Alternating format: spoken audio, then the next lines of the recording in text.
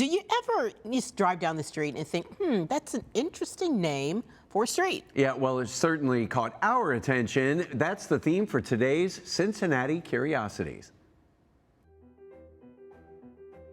Over the years, Cincinnati's accumulated a collection of curious street names. Here are just a few of them and the backstories to some of the more unusually named thoroughfares in town. In the upper reaches of Over the Rhine, a mere 2 blocks long, Antique Street was originally known as Eden Street. When Cincinnati celebrated its centennial in 1888, Eden Street was selected as an example of the cobblestone-paved streets our pioneer forefathers walked, a sort of living museum. It was renamed that year as Antique Street to recognize its role as an official centennial exhibit. In 1916, residents of O'Brienville lobbied City Council to change the name of Cinnamon Street. Cinnamon was too risque for their proper sensibilities, and residents complained about wiseacres cracking jokes at their expense. The street's name has nothing to do with spices. It commemorates pork packer and commission merchant John Cinnamon, who owned property in the area. Cinnamon was among the founders of Children's Hospital. While there's nothing obviously unusual about Dartmouth Drive in Westwood, a glance at the map suggests it is misplaced. Immediately adjacent to Dartmouth are Sheridan Street and McClelland Avenue. In the same subdivision, we have 2 streets named for Civil War generals and another for a university. One of these things is not like the other. Dartmouth was originally named for General Joseph Fighting Joe Hooker. By the 1940s, battlefield glory was forgotten and unsavory connotations led residents to petition for the change. There are volumes of Cincinnati's journalism history encoded in the weirdly spelled Dick Smith Avenue. Obviously, the name refers to Dick Smith, but who is that?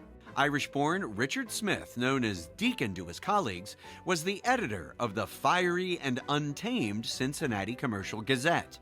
The street was unnamed when Cincinnati annexed Camp Washington in 1870, so City Council baptized the street as a nod to the irascible editor who lived nearby on Whitfield Avenue in Clifton. Although it has since been renamed, affluent Pipe Street still exists. We now call it Elsinore Avenue, which runs along the Mount Adams hillside to Elsinore Tower, a decorative valve house of the Cincinnati Waterworks. The street got its highly unflattering name from the water main. Since many of the people who lived on the street belonged to the notorious Nuttall Gang, the city had no interest in renaming the street until more law-abiding folks moved in around 1900. Well, to dig deeper into this Cincinnati Curiosity, we're joined by Greg Hand. Greg, welcome back to the show. And so I have to ask, was cinnamon really a questionable word? It really was, you know. Almost any sort of spice at some point had sort of an unsavory, not the pun, connotation.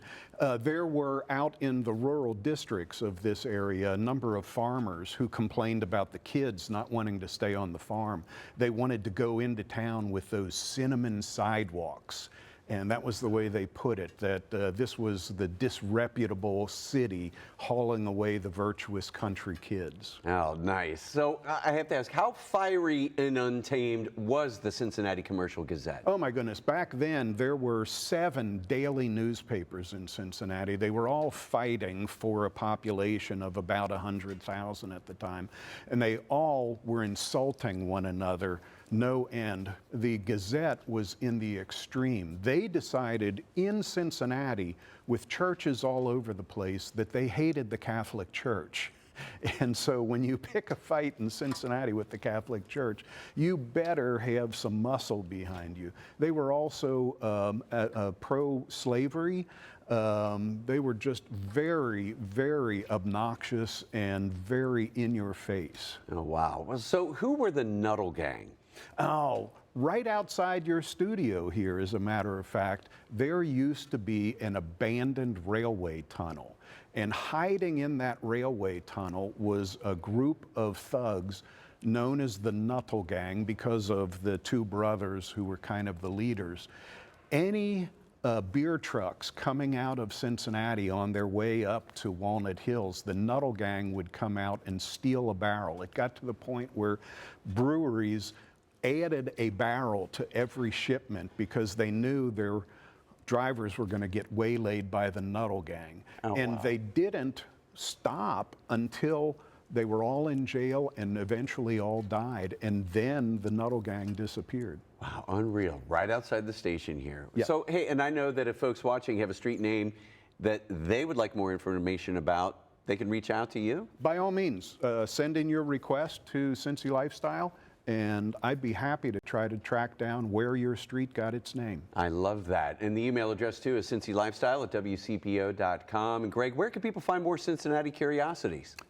Google Cincinnati Curiosities, and I'm bound to pop up. All right, it sounds good. Well, we're glad when you pop up here in the studio, Greg. Thanks again for being here. Always a pleasure.